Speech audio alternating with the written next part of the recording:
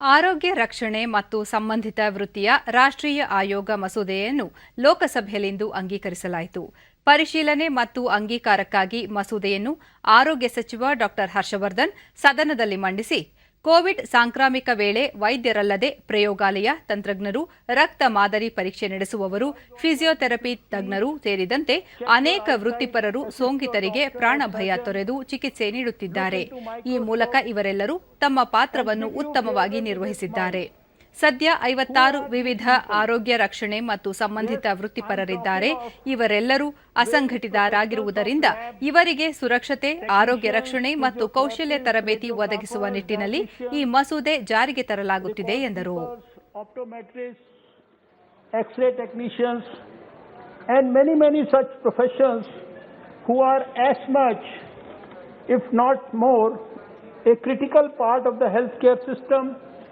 as the doctor himself. After bringing in the historic reform of National Medical Commission in 2019, of which you were all very active contributors, to reform and streamline the sector of medical education, we now have another bigger opportunity to transform the much bigger sector of allied and healthcare professions, a group comprising of more than 56 different professions that have been till date unrecognized or unregulated. ಬಳಿಕ ಮಸೂದೆಯನ್ನು ಧ್ವನಿ ಮತದ ಮೂಲಕ ಅಂಗೀಕರಿಸಲಾಯಿತು. I think the ayes have it, the ayes have it. The motion is adopted and the bill as passed by Rajya Sabha is passed. ಖನಿಜಗಳ ಮೇಲಿನ ರಾಜಸ್ವ ಇಳಿಕೆ ಕುರಿತಂತೆ ಅಧ್ಯಯನ ಸಮಿತಿಯ ವರದಿಯನ್ನು ಪರಿಶೀಲಿಸಲಾಗುತ್ತಿದೆ ಎಂದು ಗಣಿ ಸಚಿವ ಪ್ರಹ್ಲಾದ್ ಜೋಶಿ ಸದನಕ್ಕೆ ತಿಳಿಸಿದ್ದಾರೆ. ಖನಿಜಗಳ ಮೇಲಿನ ರಾಜಸ್ವ ಪರಿಷ್ಕರಣೆ ಕುರಿತ ಪ್ರಶ್ನೆಗಳಿಗೆ ಉತ್ತರಿಸಿದ ಸಚಿವರು, ಖನಿಜಗಳ ಮೇಲಿನ ರಾಜಸ್ವವನ್ನು ಪ್ರತಿ 3 ವರ್ಷಗಳಿಗೊಮ್ಮೆ 1 ಬಾರಿ ಮಾತ್ರ ಏರಿಕೆ ಮಾಡಲಾಗುತ್ತಿದೆ. ದೇಶದಲ್ಲಿ ಖನಿಜಗಳ ಹೇರುವ ತೆರಿಗೆ ವಿಶ್ವದಲ್ಲೇ ಅತ್ಯಧಿಕವಾಗಿದೆ. ಸದ್ಯ ಇವುಗಳ ಮೇಲೆ 40% ರಾಜಸ್ವ ವಿಧಿಸಲಾಗುತ್ತಿದೆ. ಇದನ್ನು ಕಡಿತಗೊಳಿಸುವ ಕುರಿತು ಅಧ್ಯಯನ ಸಮಿತಿ ಪ್ರಸ್ತಾವವನ್ನು ಸಲ್ಲಿಸಿದ್ದು, ಸರ್ಕಾರ ಪರಿಶೀಲಿಸಲಿದೆ. ಖನಿಜ ಸಂಪನ್ಮೂಲಗಳ ಮೌಲ್ಯೀಕರಣಕ್ಕಾಗಿ ಸಮಿತಿಯೊಂದನ್ನು ರಚಿಸಲಾಗಿದೆ ಎಂದರು.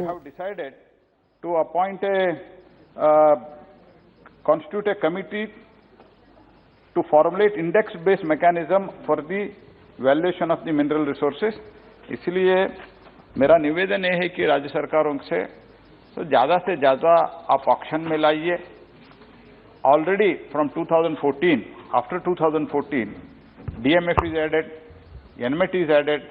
By that, and also in the recent, and the Odisha is the best example, and you have done well also. You are from Odisha. Your government has done well also. Auction and in the overall mineral sector, they have done well, and very good amount of revenue they are receiving out of that. अभी dedicated freight corridor शुरू होने जा रहे हैं.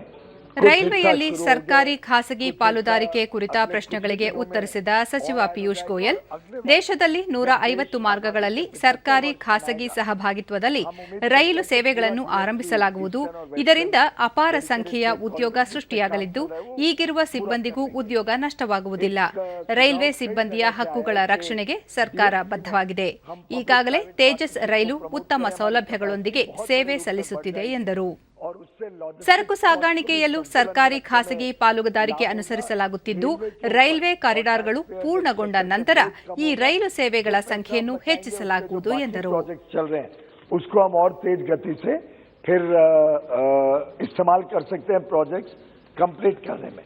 लेकिन वर्तमान स्थिति है कि कॉनकॉर 17-18 प्राइवेट प्लेयर्स के साथ ऑलरेडी पब्लिक प्राइवेट पार्टनरशिप में फ्रेट ट्रेन्स भी चला रही है. Thank you.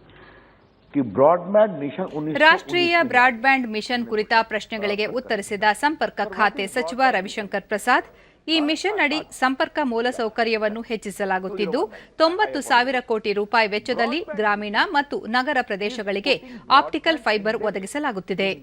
ದೇಶದಲ್ಲಿ ಡೇಟಾ ಬಳಕೆ ಹೆಚ್ಚಾಗುತ್ತಿರುವ ಹಿನ್ನೆಲೆಯಲ್ಲಿ ಬೇಡಿಕೆಯನ್ನು ಪೂರೈಸಲು ಸರ್ಕಾರ ಈ ಯೋಜನೆಯಡಿ ಕ್ರಮ ಕೈಗೊಂಡಿದೆ ಎಂದರು. Therefore, we are providing 70,000 crore from our USOFO, and that will be done, suppose in Northeast, in gap areas, we keep on giving funding. Data consumption, जो जुलाई 2019 में सिर्फ 60 टेराबाइट था, वो आज 1785 टेराबाइट पर मंथ हो गया है सर। ये उसकी उपलब्धता बढ़ी है क्योंकि लोग उसको कंज्यूम कर रहे हैं। और सर हम लोगों ने FTTH कनेक्शन सर गांव में 4,86,040 to schools, to Anganwadis, to post office, to health welfare center, police station, animal husbandry, ration shop सबको दिया है। और जिसमें प्राइवेट में दिया है sir 1,22,039। All this shows increasing trend of data consumption because of Bharat.